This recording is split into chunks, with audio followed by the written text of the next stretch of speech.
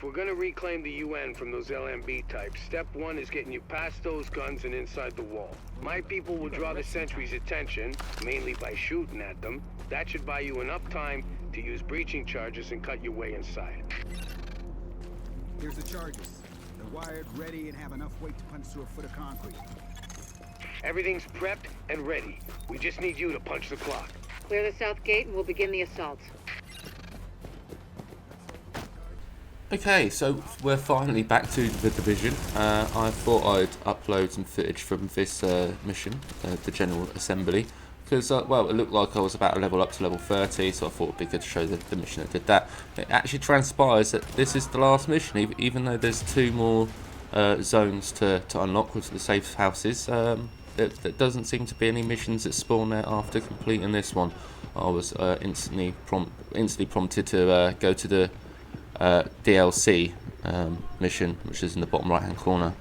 But anyway, this mission is all about getting rid of General Bliss, the head of the LMB, that's the last man battalion. So yeah, I'll let it continue, and I'll give you a little commentary on the way through. Hope you enjoy. So straight away I'm taking a bit of a beating here, instantly regretting going at this solo, but I wanted a bit more of a challenge. I thought it would be a bit more interesting for you guys to watch, and I thoroughly enjoyed it, to be honest with you. I've quite enjoyed most of the missions in this game. I've enjoyed letting the storyline pan out. In fact, I'm a little bit worried about the end game, because I'm thinking, well, you know, where's it going to go from here? I mean, doing the same sort of encounter over and over again isn't going to keep my attention anywhere near as much as the story that's developing. But they have announced a lot of DLC. A couple of those bits are going to be free. So hopefully that will develop the story out a little bit further. There is some Dark Zone antics to be had. Do I enjoy it? It's fun at first. Is it going to keep my attention? I'm not really thinking it's going to. It's quite enjoyable going rogue for a moment, but you know, most people are in groups, so like if you're going to go rogue, you have to go rogue in a group. Recently, there's been a lot of uproar on Reddit, shall we say, about overgeared players. This is mainly due to exploits, people being handed out permabans now apparently. Myself though, I haven't really come across any overgeared players. Maybe that's because I've only just hit level 30. I mean, I have been going into the Dark Zone from pretty much since day one. Obviously, it's under level 30 Dark Zone players maybe don't know the exploits as often as you might find in the higher level Dark Zone. But no, I would have thought that would be the place to troll. You know, get to level 15 or something, and then go in the Dark Zone with OP gear for that level. But it would seem not. Maybe you came across a lot more. Maybe it's a bit more prolific than I realised. Leave a comment down below if this is something you've run into. On the flip side, if you haven't encountered any of this at all and you have no idea what I'm even talking about, I'll leave a link to the Reddit pages in the description below. But basically, a lot of people are using lots of different ways of getting maximum loot, maximum high end gear. But they're also doing things for teleporting, closing the gap in between players, teleporting over 150 meters from what I've read here. So that's absolutely ridiculous. But it does seem right now that the game is taking a hit because of it. People are abandoning it. Steam reports show that the number of players today peaked at 23,000, where last week during the peak times there were over 200,000. So this comment that I'm reading in particular says, without some form of anti-cheat for the PvP for this game is dead, and there simply isn't enough endgame PvE to keep people around. And that's what I said earlier about my concerns for the game. Once I've done the mission, what sort of end game stuff is there to do rather than just repeatedly doing encounters.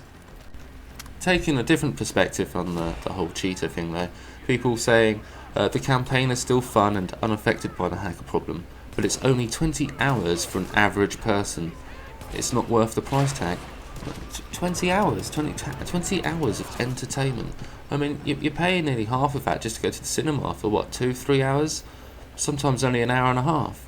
So it depends how you gauge that entertainment, really, the value. I honestly think that this game was worth playing. Could it have been more? Could it have been? Was it a little hollow? Yeah, sure. But it's definitely got me. It's just done its job. It's made me want to play the DLC, and at least all of it won't be paid for. At least there is some extra content coming out. Well, this final stand, Falcon Lost DLC. I can't even play it yet. I can't even access that. I'm level 30, but I need to get my gear set value up. So yeah, it's quite clever, and that mechanic in itself. I have to now go out and grind and do some of these encounters that I don't particularly enjoy to get to the next part. It's not a traditional shooter, it's trying to be an MMO. That's why it's doing these gates, that's why it's doing these things. You know, complain about the game, but don't complain about the genre that it is. Otherwise go and play a different game. And let's not forget, this is Ubisoft. This is the company the developer that releases games at 30 FPS and says, oh, but it's better for the cinematic purposes. This is a company that shows games at E3 and then 2 years later releases them looking a lot worse than what they were.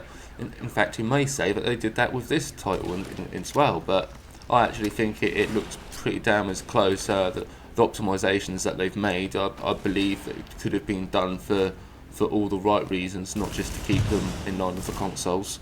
Although, having said that, I have had my friend playing the game side by side with this one with the PlayStation 4. There wasn't much difference, was there?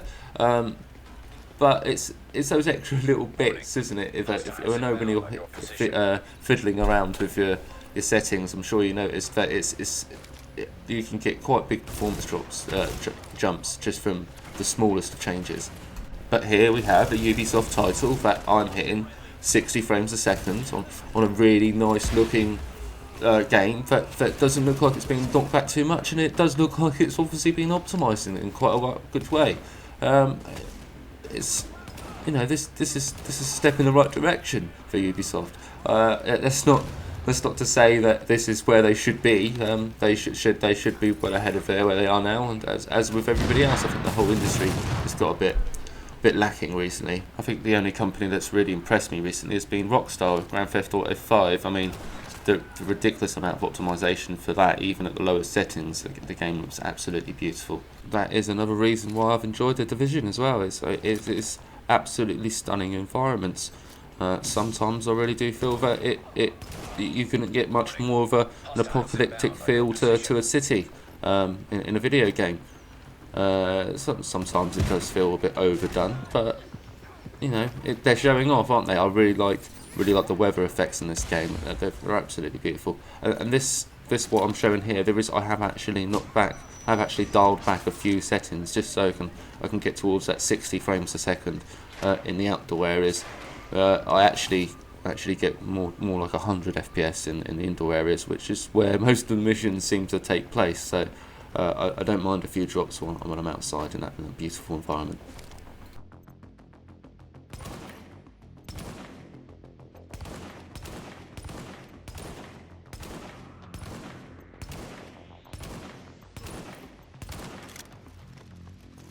This guy just does not seem to want to die, does he? Which takes me to one of the things that I don't like about the game. A lot of the guys do seem to be bullet sponges, especially if you haven't upgraded any of your gear or weapons for 10 minutes, it would seem. But as I said before, this is an MMO, it's not a shooter, so I need to expect that. I need to understand that if I go to certain areas, certain guys are going to be impossible to kill, and that means I have to go away, level up a bit more, and come back and try again with some better gear at a higher level. I think that's what a lot of people have a problem with this game, and I can understand why. But there is another. Don't worry, don't despair. There is another Tom Clancy's game in development. That's called Wildfire. I don't know if you've seen it. It looks like okay, that might still have a bit of an MMO sort of look to it, but it seems to be a much more bigger open world version of this. A bit more sort of sparse though, sort of like in the country areas, taking down drug dealers and things, and there's lots of multiple ways of doing the same mission. So I believe it's less about gearing up your stuff, and more about just picking the right gear in the first place, and rather than living that up. I think it's a bit more Grand Theft Auto 5 heists with a better sort of replayability about it, because it's literally lots and lots of different ways. Well, from the trailers at least, seems to be lots of different ways of doing each mission. We're getting chewed up pretty bad out here. This is taking too long. We need those turrets turned around and the main gate open, now!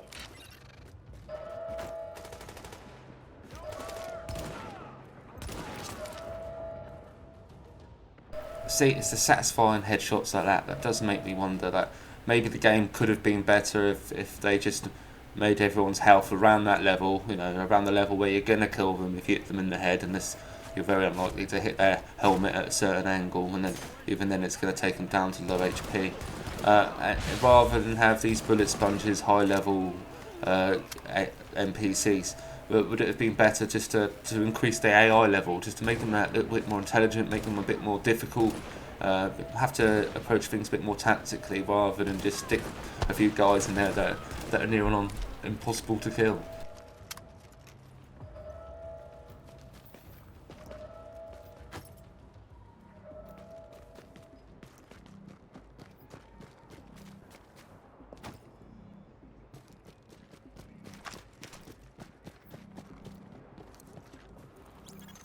Don't worry about the courtyard. The JTF can hold it. Take point at the General Assembly. Bliss is your target. Take him down fast. Think about it, actually. Metal Gear Solid 5, maybe I should be playing a bit more of that, because that is literally what I'm describing there, isn't it? It's a bit of an open world game where you have to decide tactically how to approach a mission, how to free a camp. And it's got a really good storyline. The graphics are really good. Very similar mechanic on how to control your character. So yeah, maybe I shall put some footage of me playing that up. I'll give that another stab.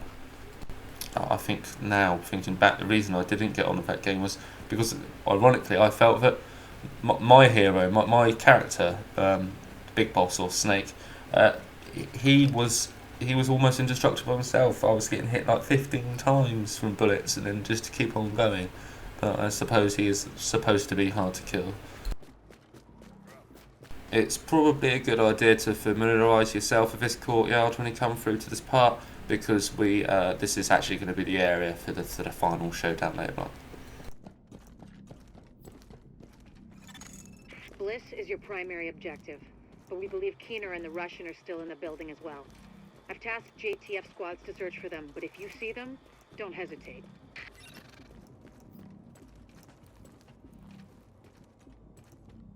It's the attention to detail that I'm really enjoying about this game the most. I think it's just those little details that really help with the immersion, really help with the setting the scene. Because that's literally what I'm looking for out of these games. It's entertainment. I want to feel like I'm there. I want to feel like it's an interactive story. It's not a game like Counter-Strike or Quake where it needs to respond really quickly and to be crisp and feel like my bullets are going in exactly the right place. That's not important in this game at all. It's the little details. It's making the environments feel real. It's the immersion that I'm looking for.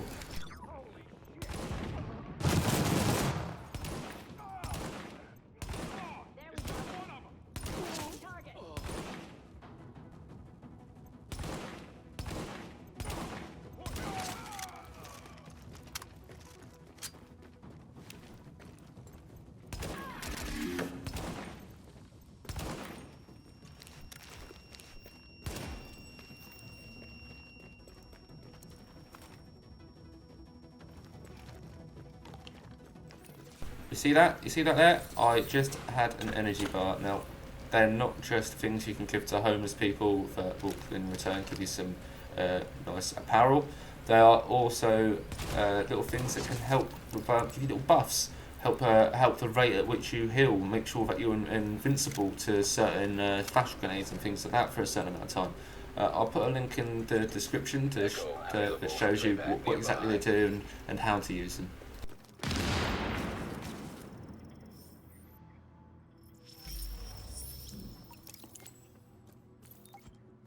Bliss, the LMB, they're over. I'm getting our immunologist out of here. Engage the division personnel on site and muddy up their tactical read. We'll rendezvous later. Sir. Sir?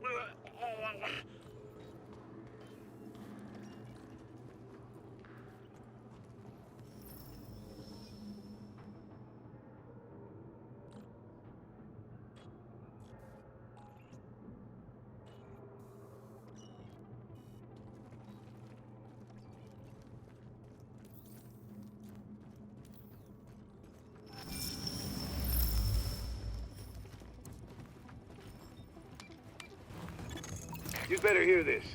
Bliss just broke radio silence. We're trying to track him. Patching you through. Flying son of a bitch, Aaron Keener put a knife in our backs. Anyone not on the wall needs to be hunting that traitor and his Russian playmate down. They are not to leave the compound alive. Am I understood? There is no wall, sir. JTF forces are in the building. Your helo is prepped and you need to evacuate now. Mother! Right! I'm coming up. God! Go!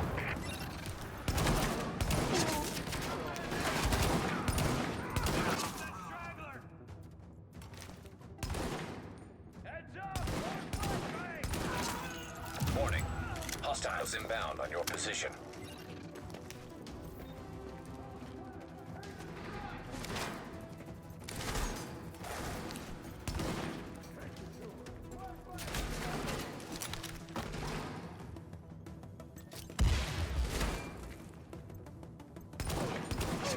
Okay, so whilst I'm working my way through this lobby, I thought I'd take this opportunity to tell you about my other content that you can access on plays.tv.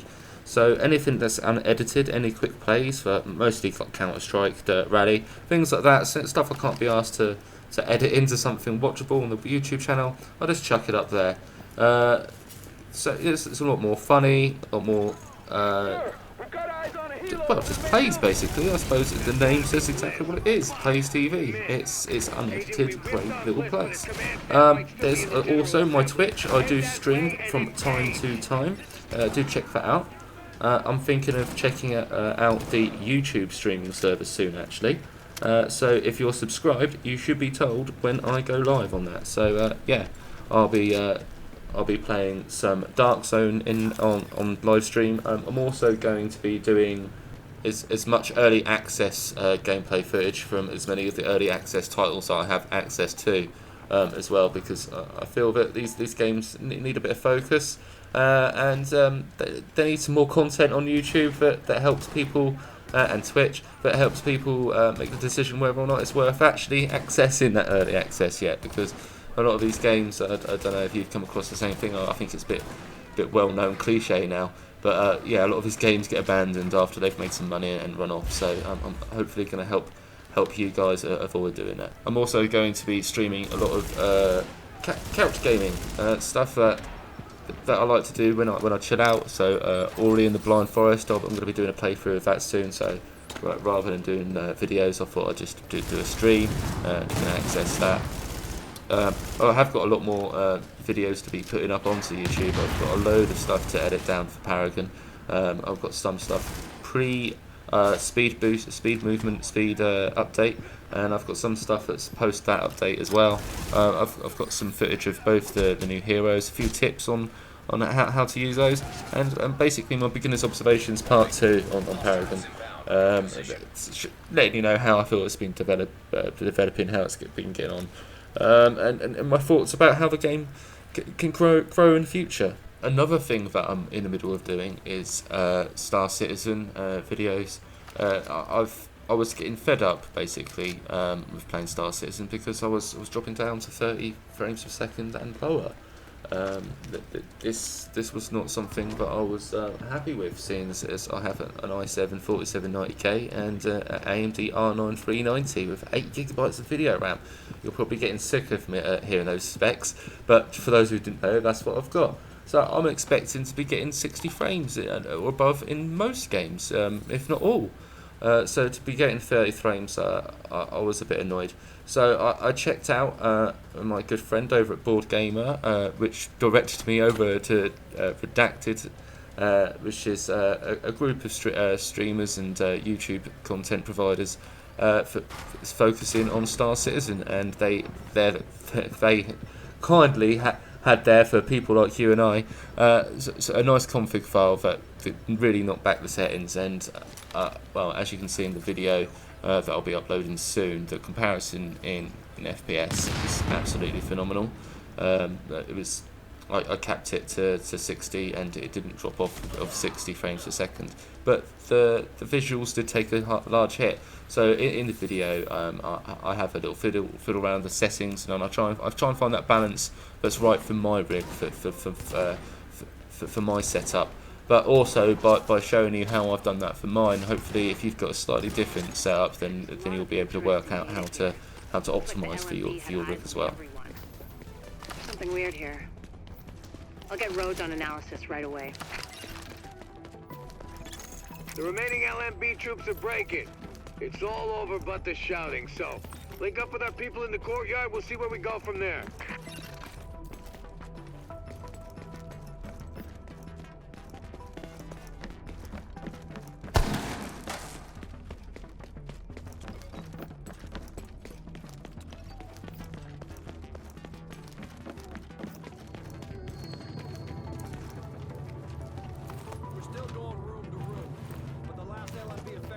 Giving up. We've secured UN HQ. It's a damn shame about Bliss.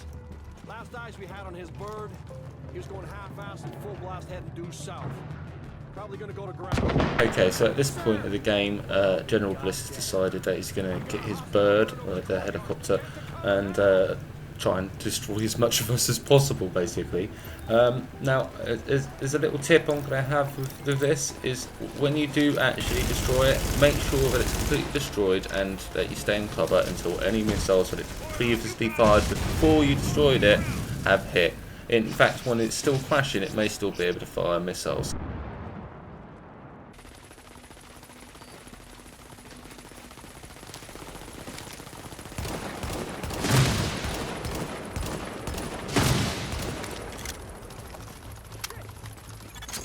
Knock that arrogant fuck out of the sky.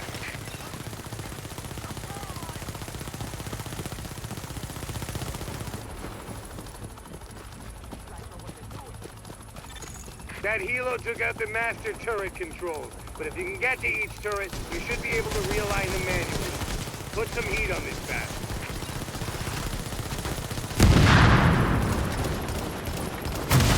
Agent, I've got reinforcements incoming. Keep them under pressure and stay sharp.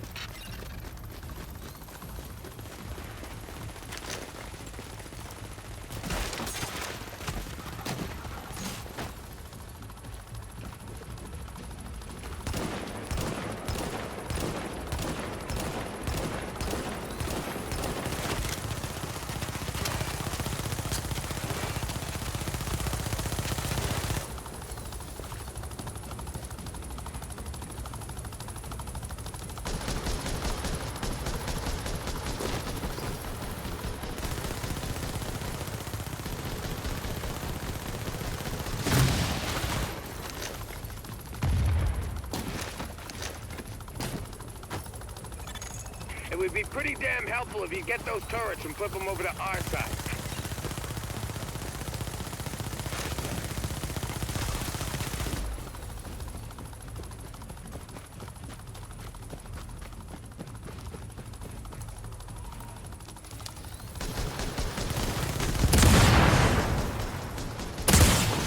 Careful, Agent. We still don't know what this thing's capable of.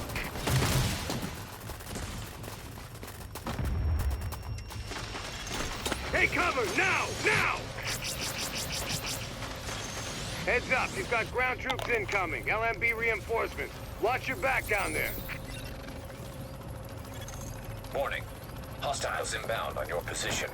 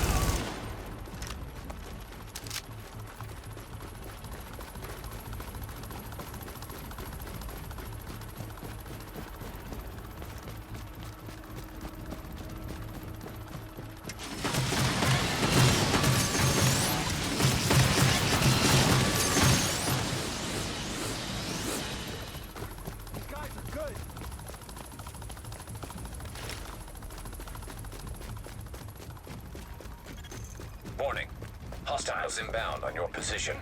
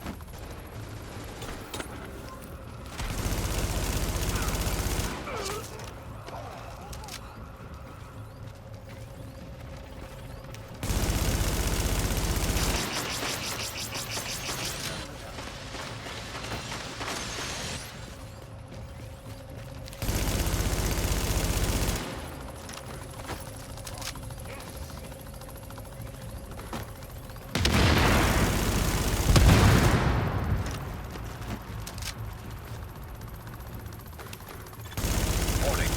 Hostiles inbound on your position.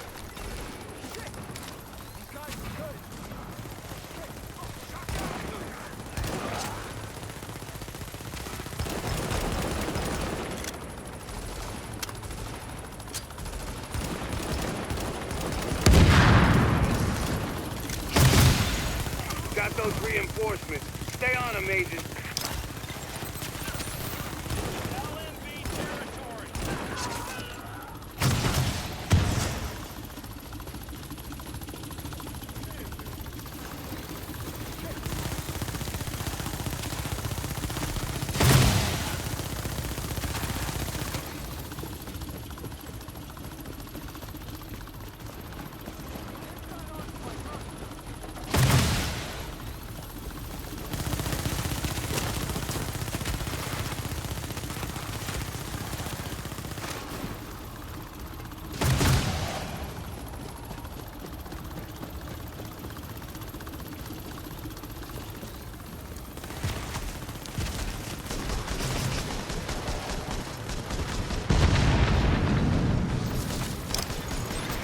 You got him! Put that ass on the ground!